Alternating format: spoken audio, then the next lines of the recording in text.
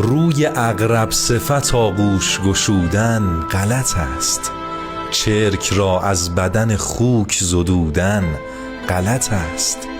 این سخن را به من آموخت گلی خون به جگر، خار را عزت و تکریم نمودن غلط است. کاش این پند شود حک سر هر ظرف نمک، به نمک کور نمک عرضه نمودن غلط است.